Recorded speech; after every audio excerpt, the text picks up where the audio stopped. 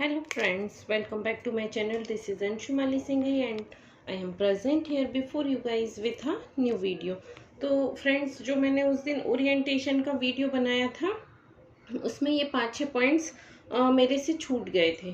तो जो as a parents हमें मालूम होना इम्पॉर्टेंट है, तो इसलिए ये मैंने दूसरा वीडियो बनाया है। अदरवाइज इन पॉइंट्स को छोड़कर बाकी हर एक चीज़ मैंने उसमें मेंशन कर दी थी, बट मेरे को बाद में ध्यान आया कि कुछ पॉइंट्स रह गए हैं, तो मुझे लगा कि दूसरा वीडियो बनाना इम्पॉर्टेंट है, तो मैं ये वीडियो बना रही हूँ। यदि आप चैनल पर नए हैं तो प्लीज़ इसे सब्सक्राइब करें, और यदि आपको मेरा वीडियो पसंद आता है तो लाइक एंड शेयर करना ना भूलें।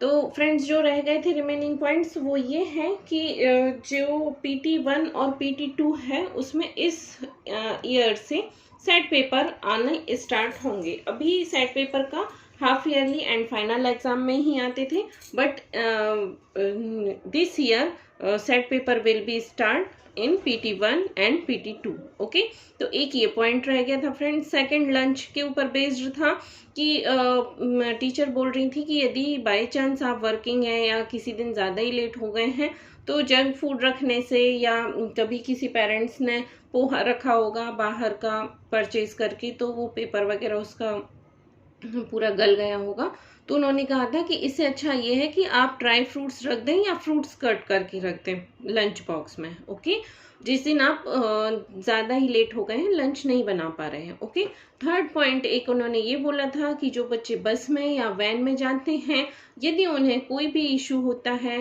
हेल्पर से या ड्राइवर से, बैड टच या कोई भी अदर थिंग होती है जो उन्हें शेयर करना इम्पोर्टेंट है, तो उन्होंने ये कहा था कि बच्चे से आप कहें कि वो अपनी क्लास टीचर या सब्जेक्ट टीचर का वेट ना करें। कॉरिडोर में उन्हें जो भी टीचर्स मिलते हैं वो अपनी प्रॉब्लम उनको शेयर कर सकते हैं।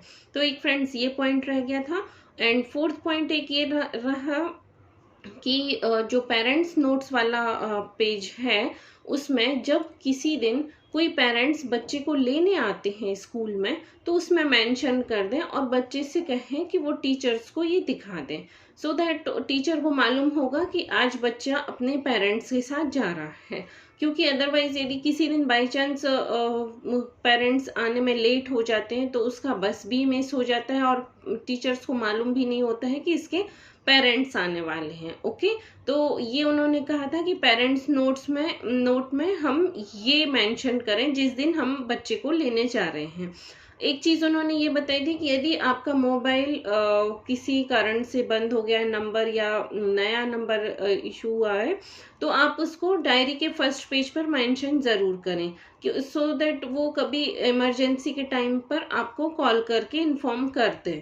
तो एक ये भी इम्पॉर्टेंट थिंग थी जो उस दिन रह गई थी कि हमें जो भी चेंजेस होते हैं नंबर्स में या किसी और भी चीज़ में, तो वो डायरी के फर्स्ट पेज में उसको अपडेटेड रखना है। ओके, एक और पॉइंट उन्होंने ये बोला था फ्रेंड्स कि बच्चे को डेली रीडिंग की हैबिट डालें, Hindi and English half hours के लिए। ठीक है, क्योंकि अभी थर्ड स्टैंडर्ड में बच्चे को पेपर रीडिंग करना भी आना चाहिए और वो समझ में भी आना चाहिए कि इसमें क्या पूछा है और क्या आंसर करना है। ओके, तो उन्होंने डेली बेसिस पे प्रैक्टिस बताई थी कि हिंदी इंग्लिश का दोनों सब्जेक्ट की हाफ आवर के लिए रीडिंग प्रैक्टिस डेली बेसिस पे होना चाहिए।